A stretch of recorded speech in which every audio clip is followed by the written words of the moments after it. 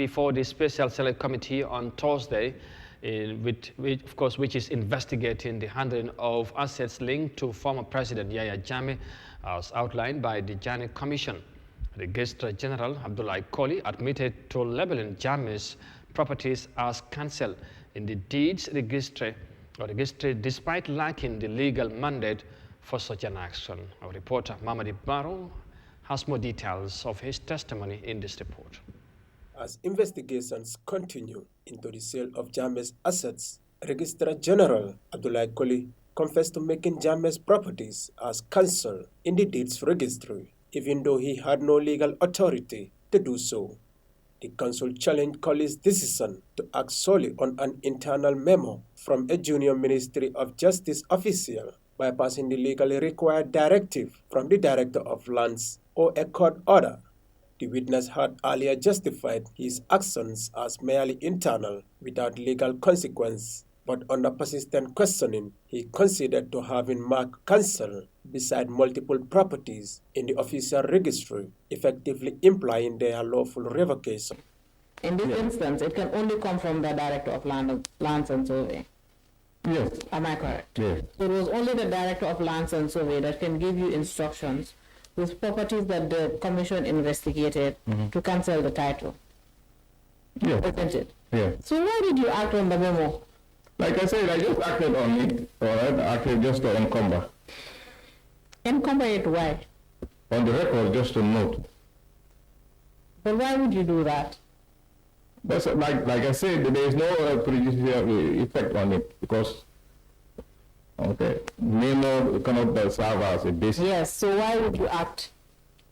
Why didn't you respond to the memo to say that these directives can only come from the Director of Land and Survey or the courts, and in this instance, there is no litigation regarding these properties.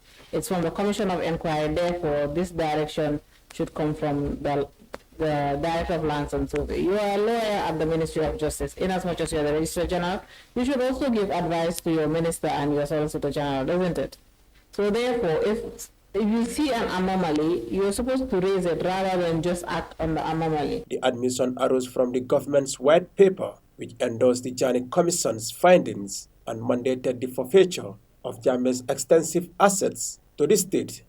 However, Koli acknowledged that while the white paper carried legal weight, it did not automatically invalidate property titles.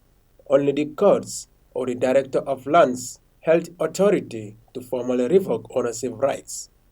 He further agreed that as of December 2020, numerous properties remain legally under the name of the former president and his associates, despite the government having already sold them to third parties. To do that, why would you go into the registry to write cancel next to each of these properties? I just did.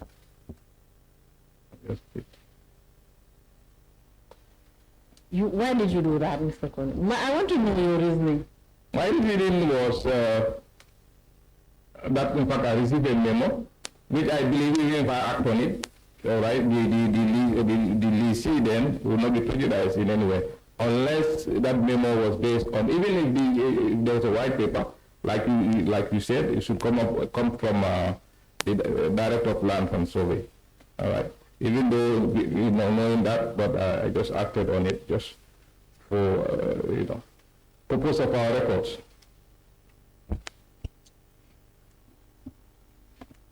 Mr. Koli, why so now I cannot correct that. So now, if subsequently we receive the same effect, that's my view.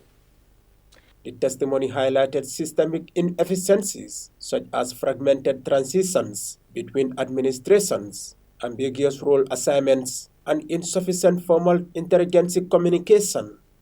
The Registrar General noted these shortcomings exacerbated delays and disarray in implementing the white paper's mandates. While efforts to recover Jammeh-era assets are underway, the complex legal and bureaucratic procedures reveal gaps in interministerial and enforcement collaboration. This scenario also prompts deeper scrutiny of institutional readiness to oversee high-stakes state assets and safeguard against accountability breaches. Reporting for Eyeafrica News,